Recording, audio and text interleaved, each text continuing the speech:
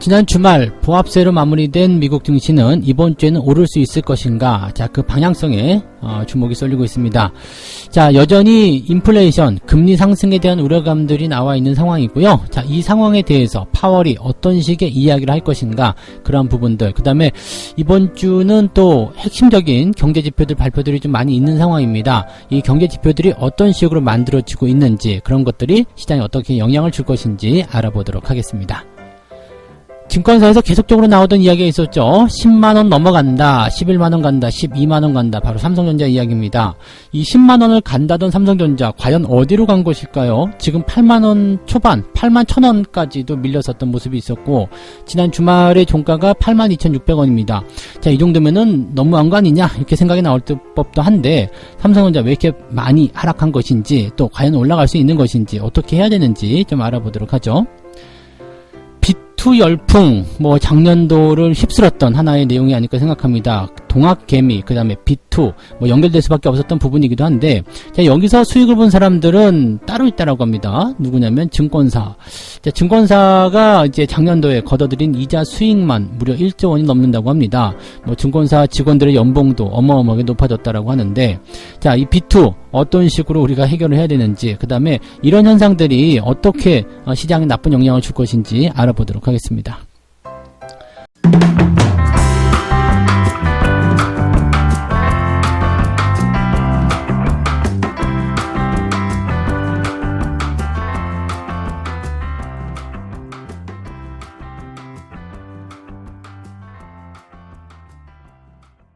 네, 반갑습니다. 오늘은 2월 22일 월요일입니다. 자, 새로운 한 주가 시작이 됐는데 이번 주는 조금 기대감이 있어요. 왜냐면 월말이기 때문에 윈도우 드레싱에 대한 기대감 살짝 나와 있는 부분이 좀 있습니다.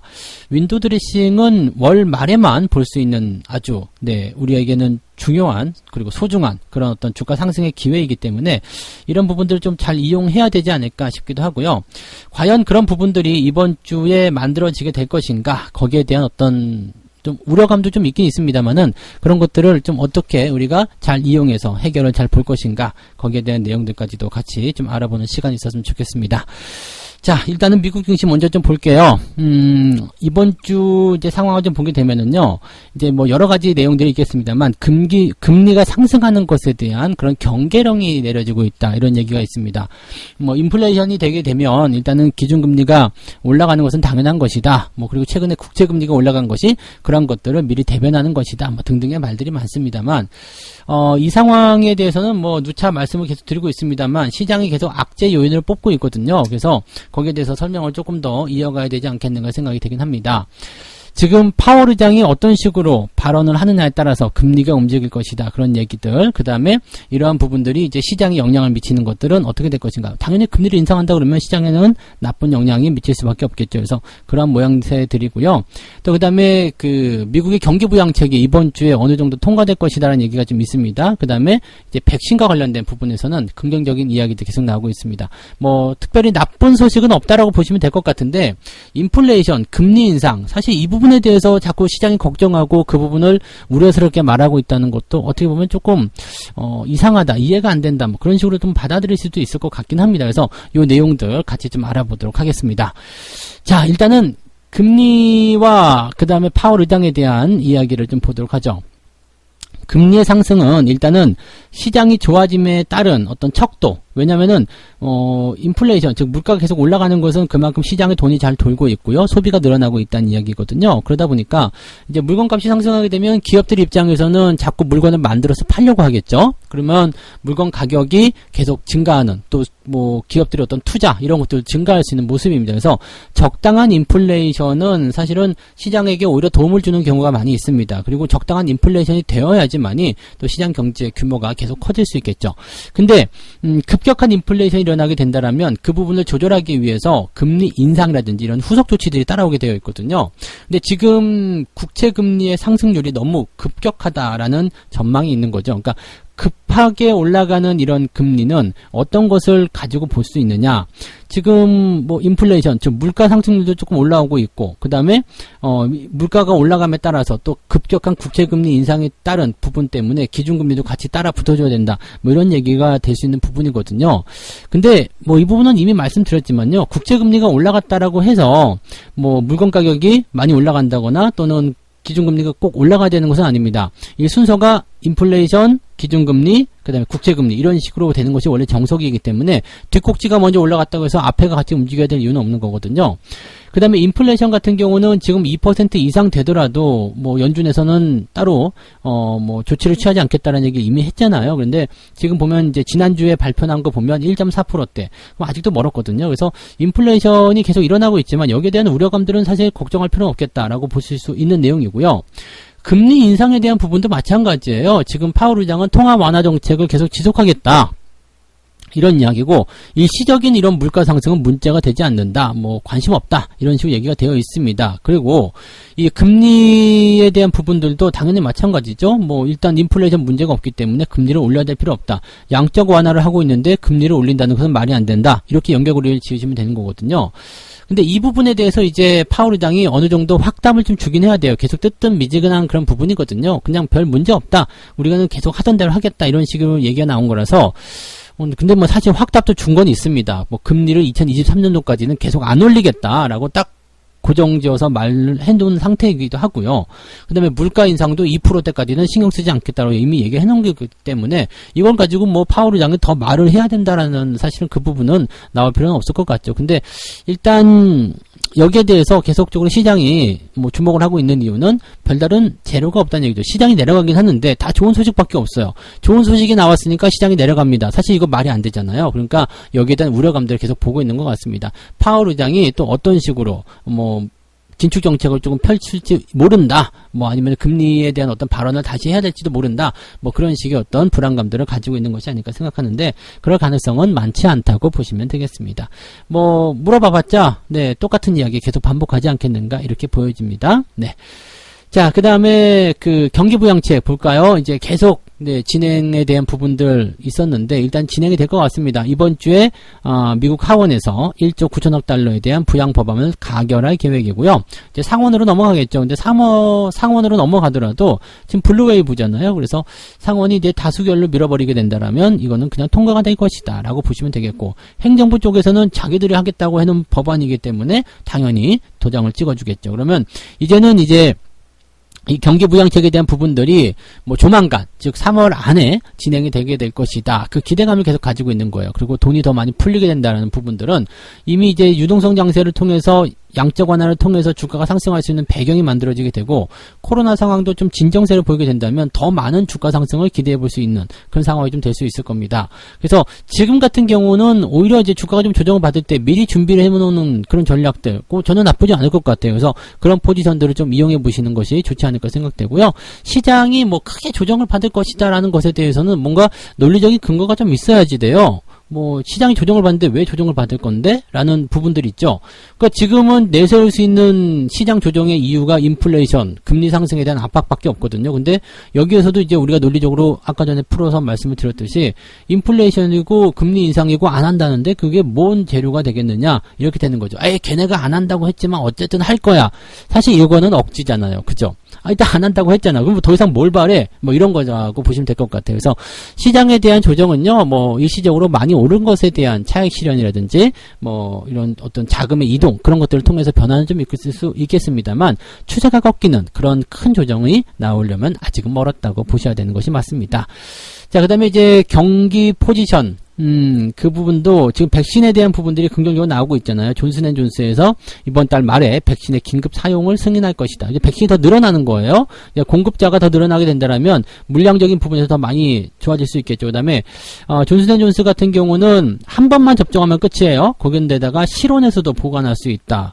문제는 이제 이런 물량들이 얼마만큼 많이 나올 수 있겠느냐인데 어쨌든 지금은 뭐 공급사가 뭐 몇 개로 제한되어 있는 상황에서 추가적으로 더 나온다. 물량이 더 나온다는 것은 네, 백신의 선택도 넓어지게 되는 거고요. 또 그다음에 효과적인 측면에서 문제가 없다라면 이런 부분들은 시장에 도움이 많이 될 것이라고 생각하시면 되겠죠. 그래서 이제는 뭐 코로나에 대한 어떤 우려감보다도 이게 얼마 정도 시간이 걸릴 것인가, 이것을 극복해 나가는데 어느 정도 시간이 걸릴 것인가, 얼마나 빨리 진척이 있을 것인가, 거기에서 집중을 좀 하시면 될 것 같아요. 그러니까 아직은 별 문제 없다고 보시면 될 것 같아요.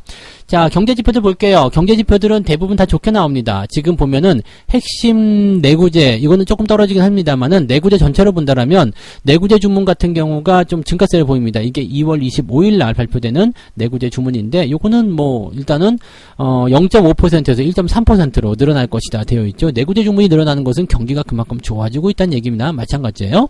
그 다음에 23일 날 발표되는 거, 그 리치몬드 네, 제조업 지수, 이것도 14에서 17로 늘어났을 것이다.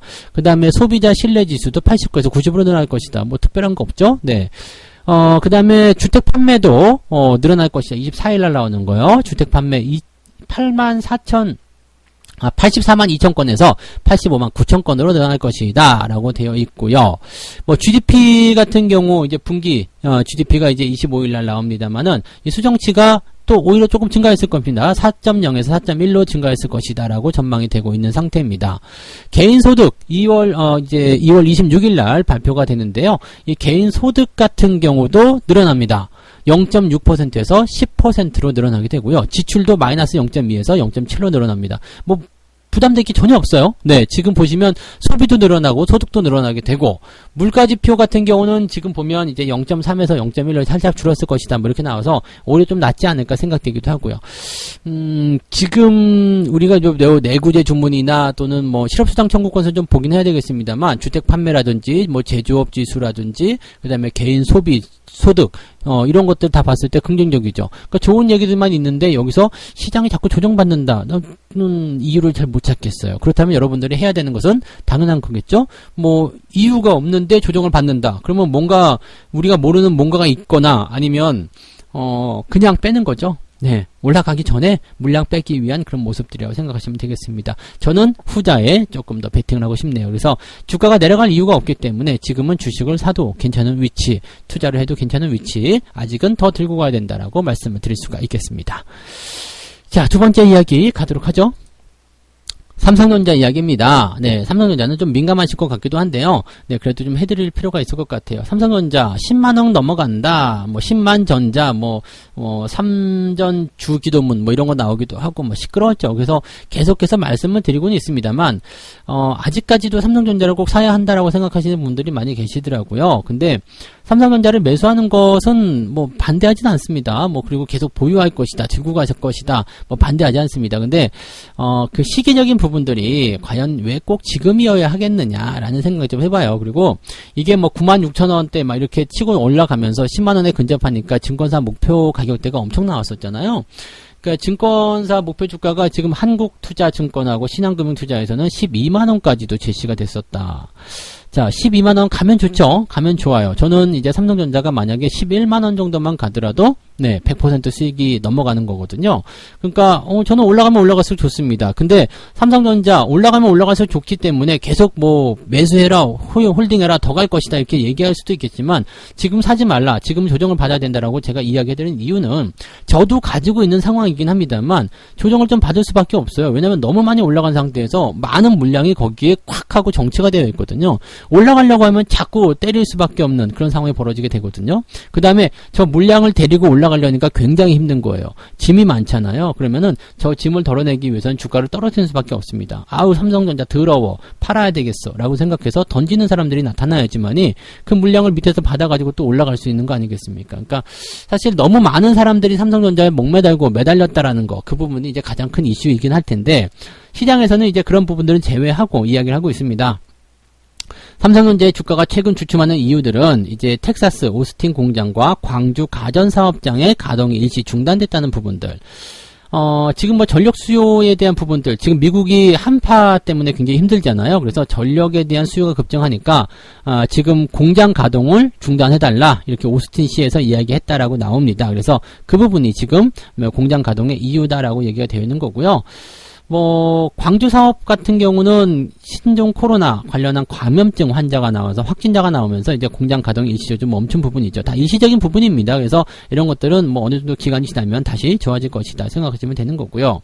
뭐 여러 가지 좀 부정적인 이유를 갖다 붙이긴 했습니다만 그거 일시적으로 잠깐 뭐 멈췄다 그래가지고 뭐 기업이 이렇게 가치가 훼손되거나 그런 건 아니잖아요. 그렇다면 지금 삼성전자의 주가 하락은 당연하게도 이 개인들이 위쪽에 많이 포진되어 있다는 거, 그리고 그 부분을 교묘하게 이용해서 연기금이 팔아먹죠, 외국인이 팔아먹죠.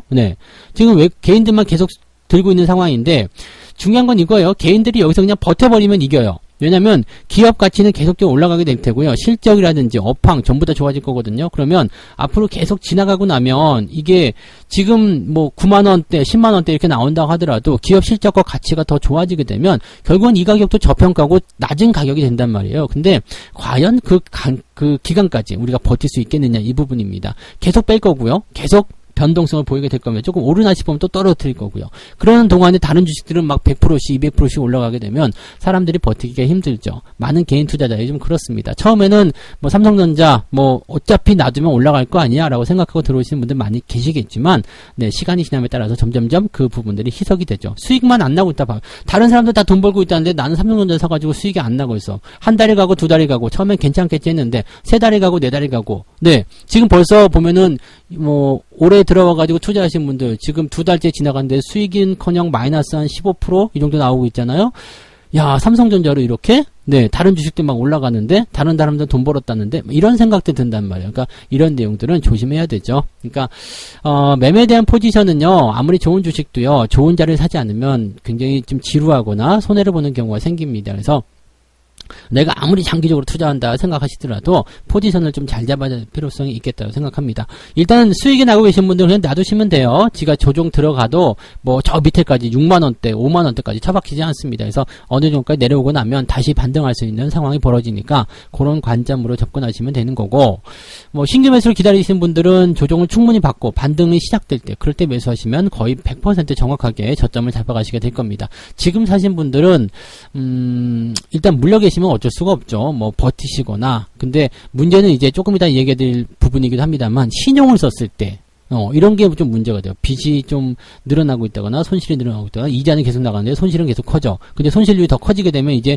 만약에 레버리지를 사용했다 그렇게 된다라면 오히려 또 이제 증거금 부족으로 인해서 삼성전자로 반대 매매 당할 수도 있고 뭐 여러 가지 부분들에 노출될 수가 있겠죠. 그러니까 투자, 이 장기 투자라는 부분들은 빚내서 하시면 절대 안 돼요. 조금씩 적립식을 모아간다라고 보시면 되겠습니다. 삼성전자 딱 보시면은요. 장기적으로 그냥 놔두시면은 지금보다 훨씬 더 높은 가격, 지금 증권사가 제시한 가격대보다 훨씬 더 높이 올라가 있을 겁니다. 다만 그 기간이 제법 걸릴 것이다라는 것만 생각하시면 되겠죠. 그래서 너무 서두르지 않으셨으면 좋겠고요. 비중이 너무 많다라고 그러면 지금 현재 시점은 근데 뭐 매도에 대한 이야기를 해드리기가 상당히 좀 그래요. 매도해야 될 자리가 아니거든요. 그러니까 좀 버텨달라라고 좀 말씀드릴 수 있을 것 같습니다. 그냥 존버 하시면서 내가 원하는 그런 투자로 한번 가시면 좋겠고요. 물려 있다고 하더라도 그냥 공부한다 셈치고 좀 지켜보시는 게 어떻겠는가, 그렇게 말씀 좀 드려보도록 하겠습니다. 고점에 매수하게 되면 항상 이렇게 말도 안 되는 거 가지고 고민을 좀 하게 되는 상황이 벌어지게 되죠. 세 번째 이야기 가겠습니다. 빚투 열풍, 빚내서 투자한 사람들이 그렇게 많았대요. 2020년도에 빚내서 투자한 사람들이 너무나 많아가지고 증권사가 아주 그냥 배가 빵 터져가지고 그렇게 죽을 것 같다고 하더라고요.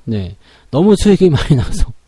이 증권사 수익률은요, 당연히 아시겠지만 이 개인 투자자들의 그런 수수료잖아요. 수수료. 거기서 나는 부분들인데 참 이 2018년도 19년도 증시가 안 좋을 때는 증권사에서 뭐라 그랬죠? 그냥 비대면 계좌하고 평생 수수료 무료니 뭐 어쩌니 말들 많이 있었잖아요. 근데 지금 보니까 또 개인들이 많이 들어오니까 국내, 해외 수수료가 전부 2배, 3배씩 증가했다. 수수료 증가, 어느 날 갑자기 이제는 뭐 무료 없어요 뭐 이렇게 얘기가 나오는 거 아니겠어요?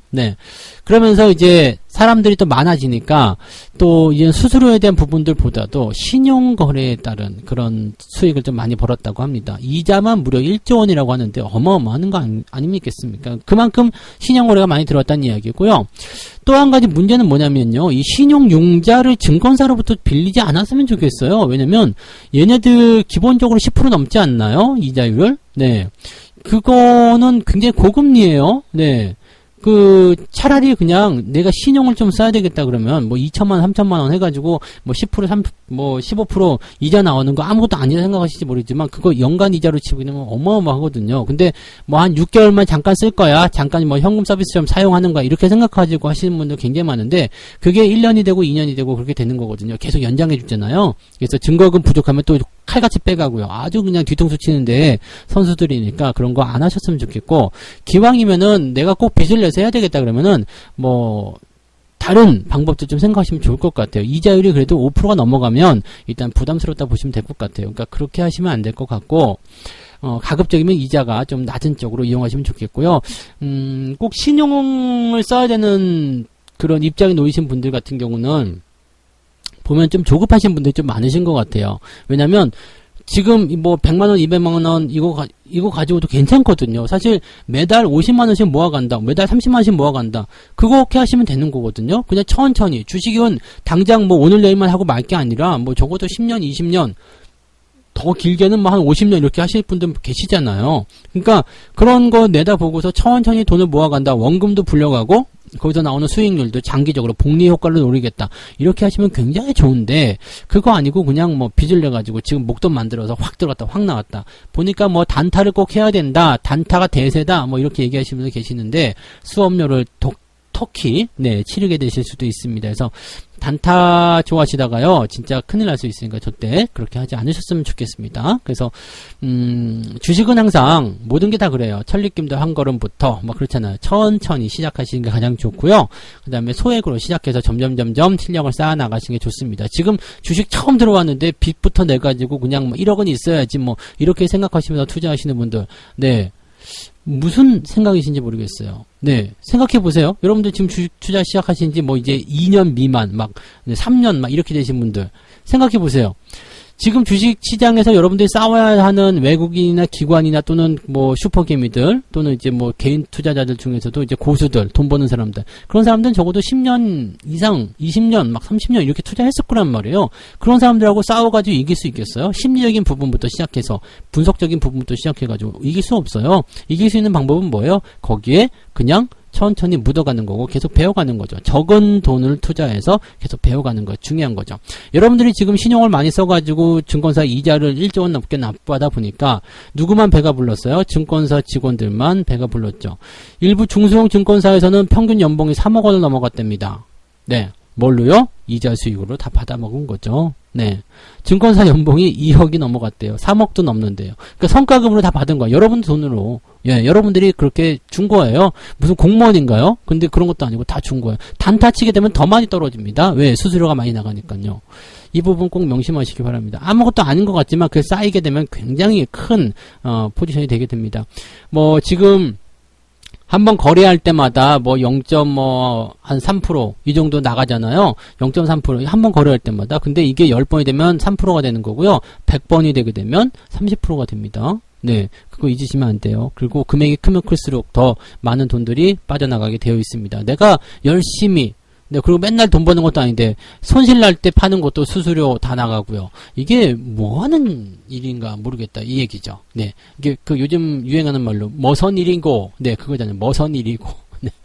이렇게 하시면 안 돼요. 네, 그러니까 여러분 그 책에도 보셨죠. 누가 내 요트를 가져갔는가요? 네, 고객의 요트는 어디에 있습니까? 증권사 브로커들만 다 요트를 가지고 있는데 실제로 고객의 요트는 없다는 얘기죠. 네. 고객의 요트는 어디 갔냐 이거예요. 여러분들이 돈을 번 건 어디 갔냐 이거예요. 그 부분을 꼭 명심하시기 바랍니다. 네. 그래서, 신용 같은 경우는 잘 쓰면 좋아요. 이자보다 더 많이 벌면 좋죠. 근데 그것도 단타를 위해서 신용을 쓰게 되면 안 된다. 그 말씀을 꼭 드려봅니다. 그래서 단타는, 하고 싶으시면 조금만 하시고요. 정석적인 투자로 멀리 내다보시면서 대응을 하시기 바랍니다. 특히 초보자분들 단타부터 시작하시는데 그건 아니에요. 주식 경험이 굉장히 많고 베테랑 같은 사람들도 단타로 했을 때 돈 벌기가 쉽지 않습니다. 그 부분 꼭 명심하시고 네, 시작한 지 얼마도 안 되셨으면 일단 공부부터 하시는 것이 우선이다 말씀을 드려봅니다. 자, 오늘 이렇게 세 가지 이야기 전달해 드렸습니다. 이번 주 미국 증시는 조금 상승할 것으로 기대를 좀 해봅니다. 금리가 상승하고 인플레이션에 대한 부분에 대해서 파월은 일단 괜찮다라는 이야기를 또 할 것으로 생각되고 있고요. 그 사이에 이제 경제 지표들이 좋게 나올 것이다. 그 다음에 경기 부양책도 통과될 것이다. 기대감들이 더 많은 상황이라고 보시면 되겠습니다. 10만원을 간다는 삼성전자 당분간은 조정을 받아야 될 겁니다. 대신에 주가가 뭐 올라갈 수도 있고 내려갈 수도 있겠지만 매도에 대한 의견은 크게 말씀드리고 싶지 않습니다. 매도보다는 홀딩이 더 좋은 것 같고요. 장기적으로 좀 끌고 가시면서 진행하시면 좋겠습니다. 다만 지치지 않았으면 좋겠어요. 뭐 대형 우량주 같은 경우는 올라온 기간에 비해서 상당히 오랫동안 조정을 받는 경우가 있는데 그 사이에 다른 종목들 막 튀고 올라가면 팔아가지고 넘어가거든요. 근데 팔고 나면 또 그 주식 올라갑니다. 그래서 지금은 개인들이 많이 있기 때문에 약간의 조정이 좀 필요하겠습니다만 적어도 이 방송 듣는 분들이라도 그런 부분들 일단 고점에서 매수하지 않는 게 가장 중요하겠습니다만 일단 물려있더라면 한번 버티고 들어가는 것도 좋은 방법이지 않을까라고 생각을 좀 해보겠습니다. 자, 빚내서 투자한 열풍 때문에 증권사 이자 수익률만 1조 원이 넘어갔다. 여러분들이 열심히 단타를 치는 바람에 증권사 직원들의 연봉이 2억 원, 평균 2억 원, 3억 원을 넘겨갔다라고 되어 있습니다. 여러분들이 열심히 단타를 치신 덕분이죠. 저는 이 사람들 연봉에 단 1원도 도움을 주지 않았던 것 같습니다. 그 부분 여러분 뭐가 다른지 한번 잘 생각해 보시면 좋겠습니다.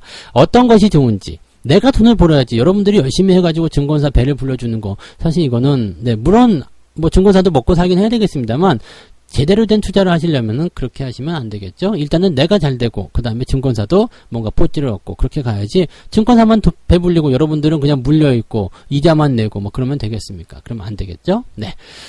자, 여기까지 이야기 해드리고요. 저는 책 한 꼭지 읽고 마무리하도록 하겠습니다.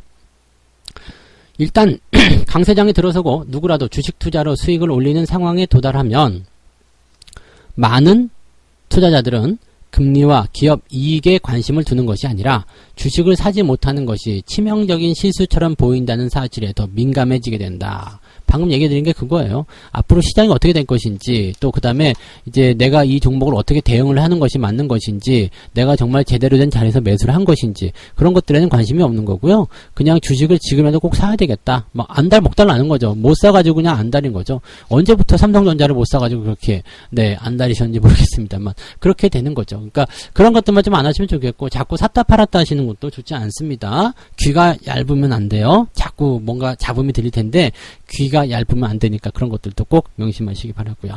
자, 이번 주는 월말 윈도우 드레싱 있는 주간이기 때문에 월말 효과 노리면서 느긋하게 조금 반등하는 장세를 즐겨보셨으면 좋겠습니다. 하시는 일 다 잘 되시기 바라고요. 성공 투자하시기 바랍니다. 여기까지 할게요. 저는 오늘 아침 9시에 라이브 있죠? 무료 라이브 참여하셔가지고요. 유튜브와 88TV에서 같이 또 월요일 아침 시장을 열어보셨으면 좋겠습니다.